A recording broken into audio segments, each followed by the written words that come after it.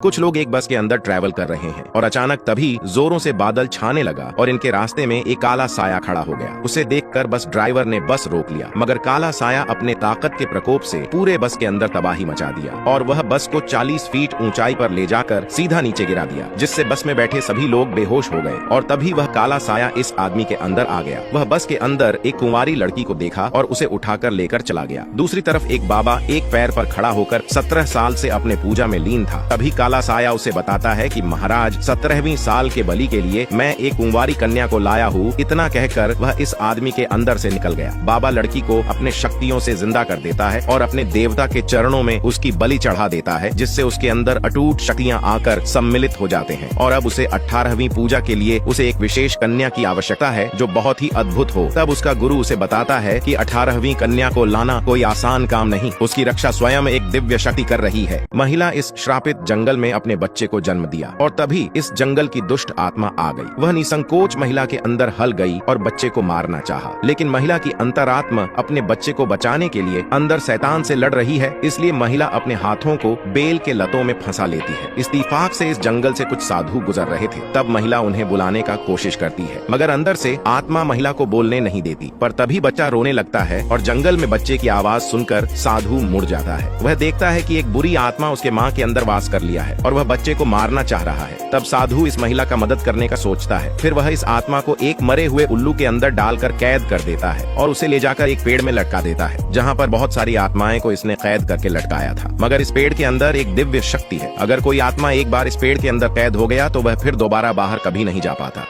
18वीं पूजा चढ़ाने के लिए बाबा को एक अद्भुत कन्या की जरूरत है जिसका मन साफ हो, इसलिए बाबा उसे ढूंढने के लिए निकल पड़ता है। इधर गांव वाले बलि चढ़ाने वाले स्थल पर भगवान नरसिंहा की मंदिर बना रहे थे। तब ये बाबा आकर उन्हें रोकने लगता है, मगर गांव वाले भी भगवान की मूर्ति बैठाए बिना कहाँ रुकने वाले हैं, इसलिए वह इसकी बातों पर ध्यान नहीं देते। वह उससे लड़ने लगते हैं, लेकिन बाबा के अद्भुत शक्तियाँ और पावर के आगे ये लोग ज्यादा देर तक टिक नहीं पाते। तभी बाबा गाँव के सरपंच के सीने के अंदर अपना शस्त्र आर पार कर देता है, जिसके बाद सरपंच की पत्नी उसे पकड़ कर रोने लगती है। तब सरपंच उससे कहता है, मुझे कुछ नहीं हुआ, इतना कहते हो भगवान। नरसिंहा की मूर्ति को लेकर इस बाबा के सर पर मार देता है। बाबा की मौत कोई आम इंसान नहीं कर सकता था, लेकिन इसकी पत्नी के पेट में पल रहे बच्चे की वजह से बाबा की मौत होगी। वह कोई आम बच्चा नहीं था, इसलिए बाबा मरते मरते अपने साथियों से औरत के साथ उसके बच्चे को भी मारने को बोल देता है। इसलिए महिला अपने बच्चे को बचाने के लिए पाथी को छोड़कर भागने लगती है। भागते हुए महिला एक गड्ढे में गिर जाती है, इसलिए कोई इसे देख नहीं पाता और सब वापस लौट जाते हैं। ये दोनों आदमी इस लड़की के रूम में एक जहरीले सांप को छोड़ देते हैं, क्योंकि इन्हें इस लड़की को अपने रास्ते से हटाना था। सांप जब उसे डसने वाला था तब उसे लड़की के हाथ में चमकता हुआ ताबीज दिखा, इसलिए सांप लड़की को नहीं डसा और वापस लौट गया। दूसरे दिन लड़की जब बाजार में थी तभी उसकी एक औरत से टक्कर हो गई। इस बीच वह ताबीज लड़की के हाथ से नीचे गिर गया। दूसरी तरफ यह अघोरी अपने बाबा को 30 सालों से पागलों की तरह ढूंढ रहा है, मगर आज के दिन उसने अपने बाबा को ढूंढ लिया। इसके बाबा की आत्मा एक उल्लू के अंदर कैद है, जिसे आज से 30 साल पहले एक साधु ने एक महिला के अंदर से निकालकर मरे हुए उल्लू के अंदर डालकर कैद कर लिया था और फिर उसे लाकर इस पेड़ में लटका दिया था। अघोरी दौड़ते हुए अपने बाबा को छुड़ाने आता है, तभी उसे पेड़ की सुरक्षा कवच का झटका लग जाता है, इसलिए वह अपने बाबा को छुड़ाने में नाकाम रहता है। लेकिन वह संकल्प लेता है कि वह अपने बाबा को छुड़ाकर ही मानेगा, इसलिए उसने अगले ही पल एक पीचासिनी को जन्म दे दिया।